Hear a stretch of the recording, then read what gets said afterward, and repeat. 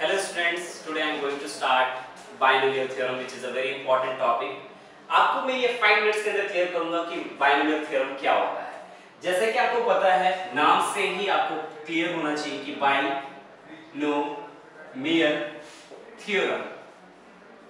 Binomial का मतलब कि जिसके अंदर टू टर्म्स होती हैं। आप बचपन से पढ़ते भी हो कि आपने कभी भी पढ़ा होगा a प्लस बी का whole square equals to a square plus 2ab plus b square.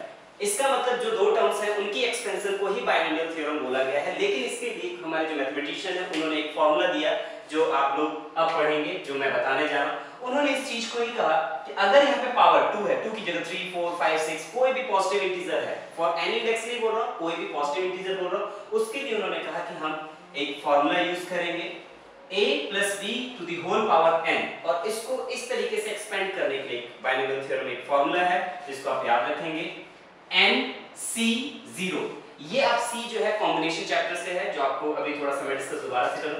NC0 a to the power n and b to the power 0। आप याद रखना a की पावर n है, b की पावर 0, फिर NC1 ये 0 है, फिर ये 1। एक पावर आप a की रिड्यूस करेंगे तो ये बन जाएगा n-1 और b की पावर 1।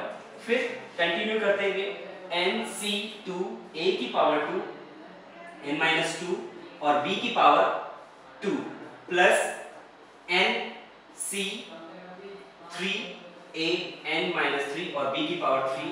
इस तरीके से कंटिन्यू करते करते इसकी जो एंडिंग होती है वो NCn a की पावर 0 और b की power n।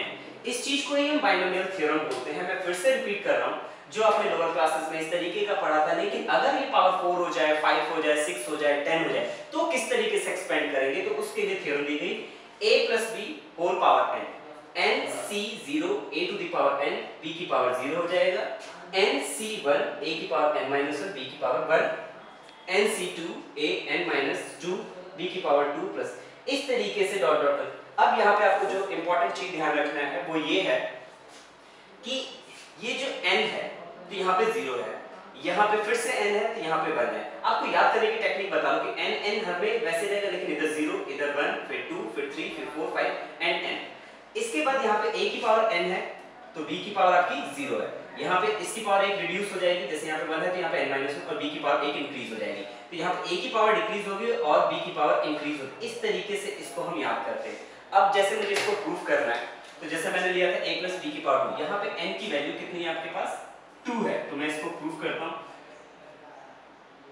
2C0 a and 2 b0 plus 2C1 a1 into b1 plus 2C2 and a to the power 0 and b square.